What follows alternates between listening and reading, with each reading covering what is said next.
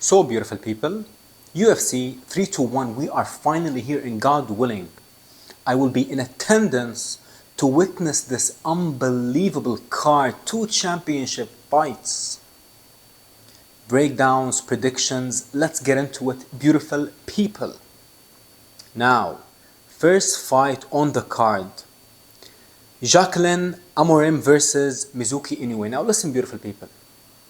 Now, this is kind of a mismatch, Amorim is nearly a 5-1 favorite, and not just that, if you actually think about it, they've been giving her, I hate to say it, but they've been giving her like cherry picks. Either she fights someone who doesn't have any ground game, or she fights someone way past their prime or inactive. And Mizuki is definitely inactive, so I think this is a very straightforward pick. Amorim by submission. On to the next one. Azat Maxum versus Mitch Raposo. Another, not the most interesting fight to be honest, but, I like the Kazakh. In his last 2 fights, he fought Charles Johnson, gave Charles Johnson an unbelievable fight, hurt Johnson early. But if you actually look at Charles' last fight, what he did to Kavanagh, the young rising prospect, listen, Charles Johnson is unbelievable. That one made me so emotional. And on the other hand, Mitch Raposo, the man, has no wins in the UFC. I don't know, I think this is the end of the road for him, at least for now. And I'm picking the Kazakh, probably by decision. Let's get into it. Another fight on the card, Hamdi Abdulwahab versus Chris Barnett. 2 sloppy, out of shape heavyweights. Now Chris Barnett, he is dynamic. Throws a lot of spinning stuff, got power, got heart. Doesn't really have the best gas tank. But on the other hand, does Hamdi Abdulwahab actually have a better gas tank? We don't know. And let me tell you this, beautiful people. Hamdi is better on the ground, but the man tested positive for PEDs. And I cannot ignore that fact. And for the simple fact that Hamdi Abdulwahab tested positive for PEDs and was suspended, I'm not rooting for the man. If anything, I'm rooting for Chris Barnett to win this fight. But in all honesty and in all actuality, Hamdi Abdulwahab got the wrestling advantage over Chris, and even the age. And not just that, Chris Barnett, if you remember his last fight, just like Brian Ortega when they were introducing him, he like snapped his knee and ankle. I don't know, like the man has definitely seen better days. So more than likely, Hamdi Abdulwahab will win, but I will be rooting for Chris Barnett. On to the next one, Nathaniel Wood versus Jose Miguel Delgado. An absolute monster. Now listen, this is an interesting fact about Nathaniel Wood, beautiful people. Nathaniel Wood trains boxing with Angel Fernandez, the former boxing coach of Anthony Joshua. And how did Anthony Joshua meet Fernandez? He was scrolling on Instagram, saw a coach that was like giving boxing lessons on Instagram literally. And AJ contacted him and he was like, hey listen, let's work. But after that link up, I don't really think that AJ actually progressed. And that is why AJ moved on. And now Angel Fernandez in the boxing world, he's training Fraser Clark. And now he is training Nathaniel Wood. So I don't really know. I mean, Nathaniel Wood does have incredible boxing, but at the same time, he is fighting an absolute monster. Someone who's 10-1 with 10 finishes. The man is an absolute marauder. He's an absolute finishing machine, bonus machine at that. And I'm picking Delgado to finish Nathaniel Wood. I can't get that fight out of my mind when Nathaniel Wood fought Andre Fili. He was so hurt in that fight, and the level of punishment that he took, it changes you as a person. Now he fights like he got power, and he is accurate, but he doesn't really have much power in comparison to Delgado. So I'm going with Delgado. I'll keep it short and sweet. Up next, Walter Walker, the brother of Johnny Walker. This is a late addition to the card, beautiful people, this fight. Walter Walker versus Louis Sutherland, the pride of Scotland. Now both men, I'm not too sure how good they are.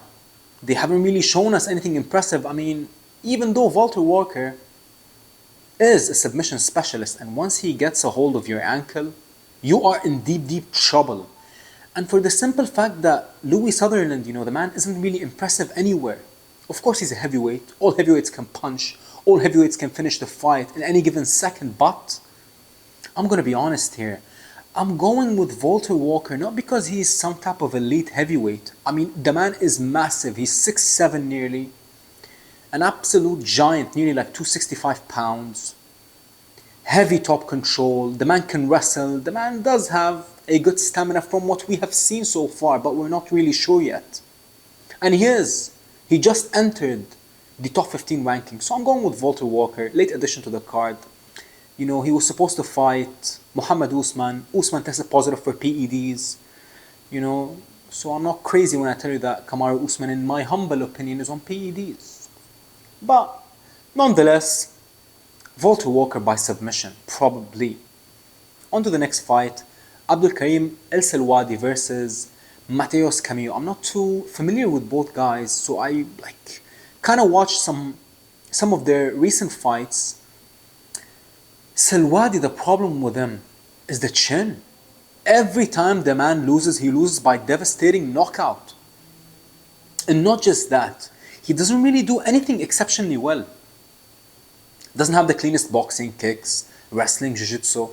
So he's one of them, he works really hard, cuts no corners probably, extremely disciplined, but he doesn't have that X factor and it factor. And he is, I don't know, this fight is a pick'em fight according to the odds. While on the other hand, Camillo, he is 24 years old, rising Brazilian. Also, he's not the biggest puncher.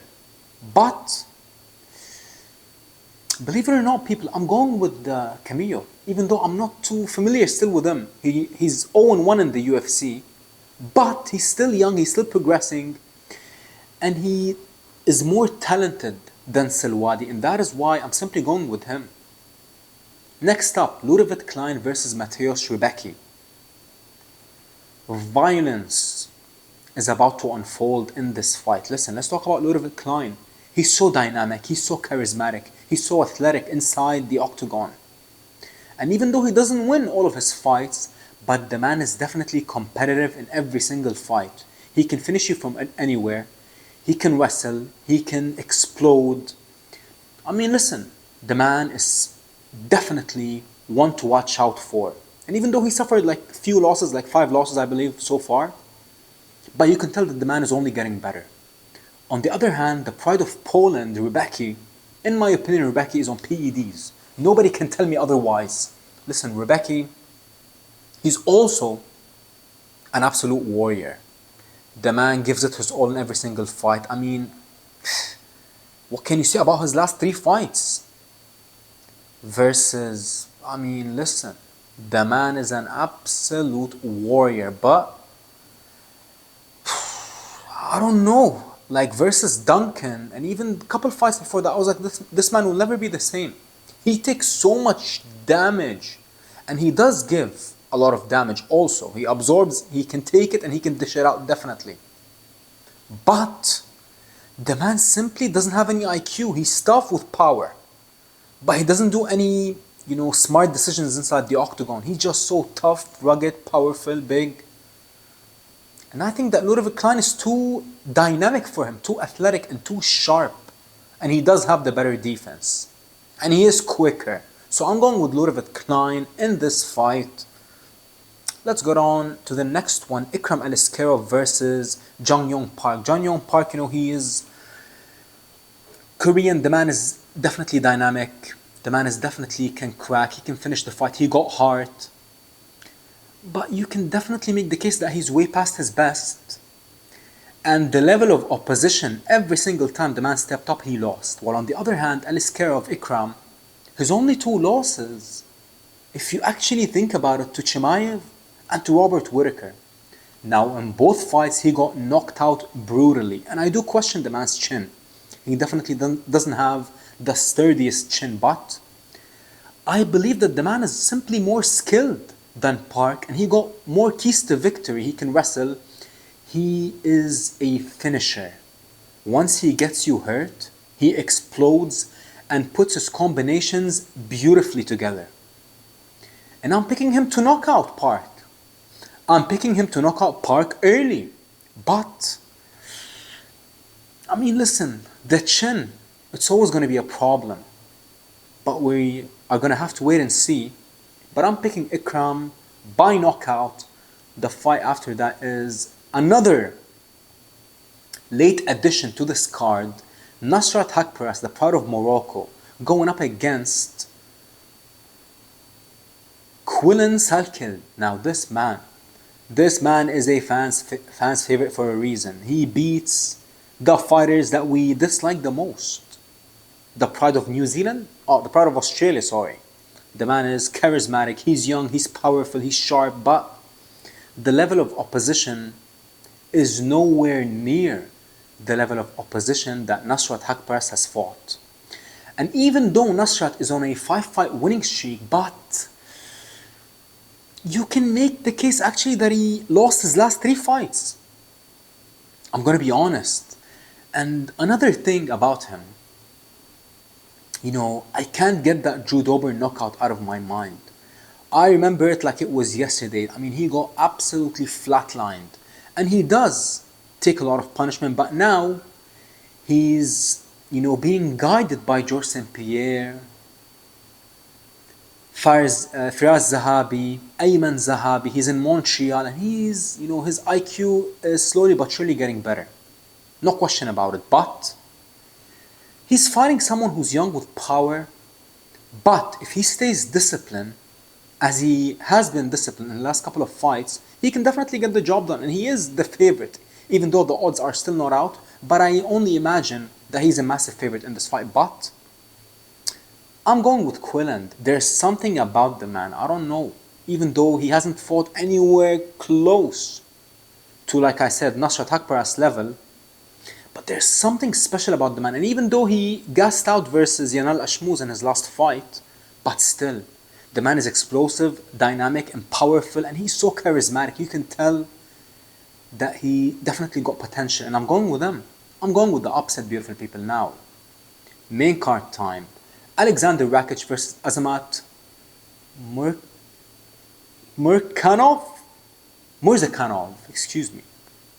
Listen, one undefeated guy versus one guy who is on the longest losing streak of his career. So you can definitely make the case that they are just sacrificing Alexander Rakic versus Azmat. But, even though Azmat is a finisher, he's 15-0, I believe, with 12 finishes. But in all honesty, in all actuality, who has he finished? Who has he beat?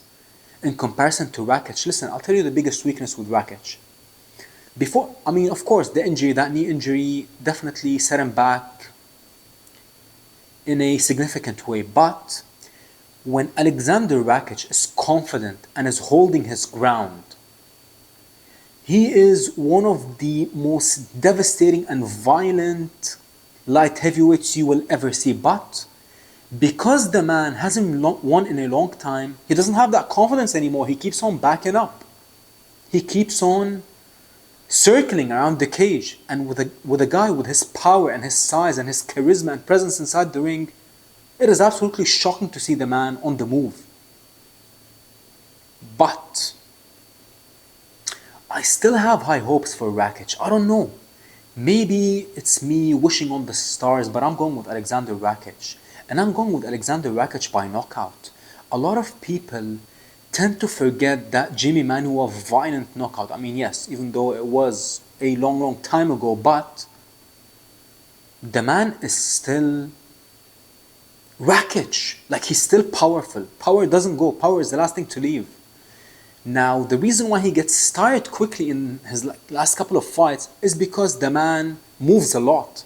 When Rakic holds his ground, I'm telling you, he can beat any light heavyweight on any given night. And I'm going with the man to pull off the upset and to hand Azamat his first loss. And that is the bottom line.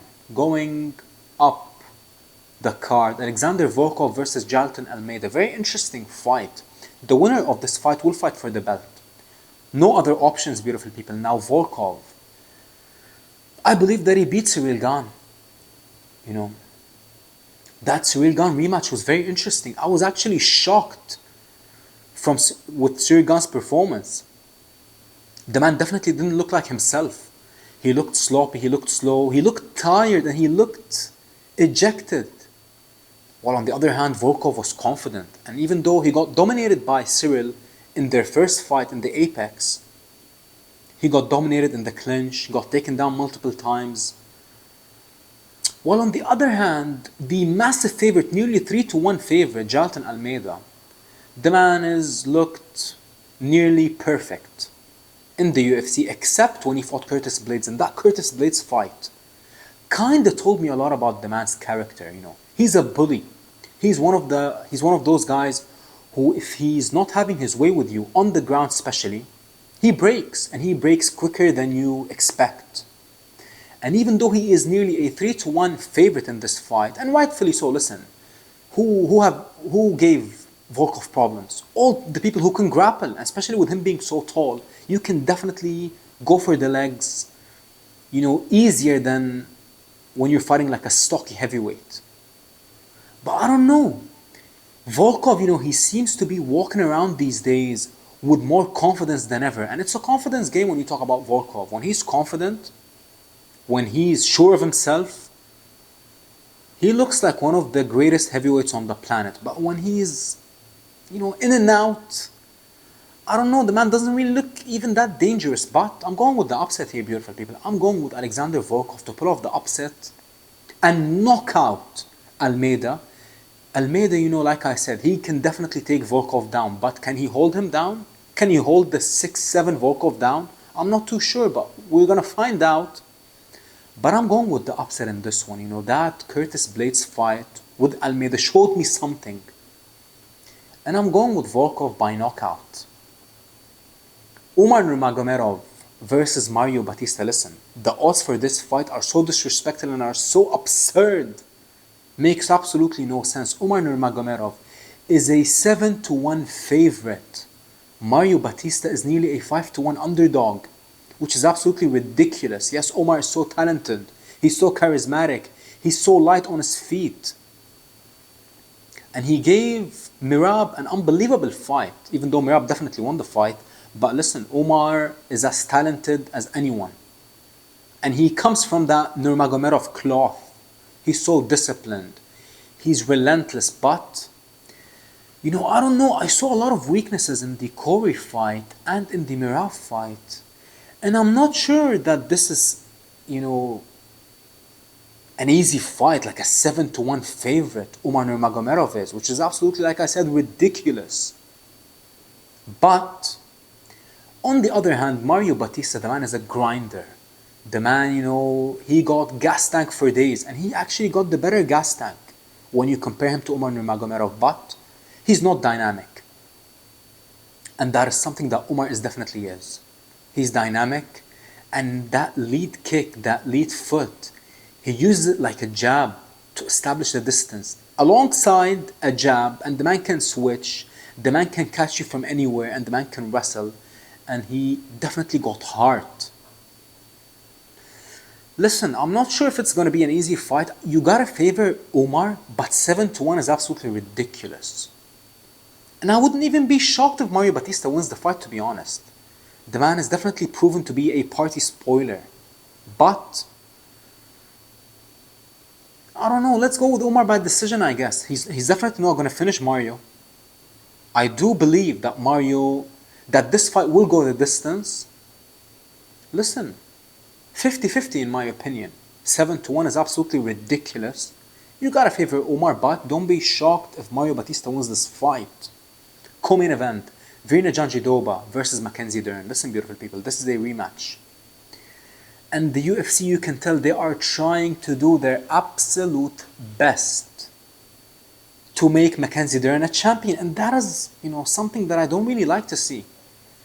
You know, I'm not really the biggest fan of, you know, female fighters who kind of sexualize themselves, you know, if you know what I mean. So, like, this is a sport. This is the noble art of fighting. This is not no, you know what I mean. So, and yes, they're giving her a title shot versus someone she already beat, you know, in a country that here in the UAE, you know, Jiu-Jitsu, this is the capital of Jiu-Jitsu. And Mackenzie Dern is one of the best Jiu-Jitsu practitioners in her field and in her weight class.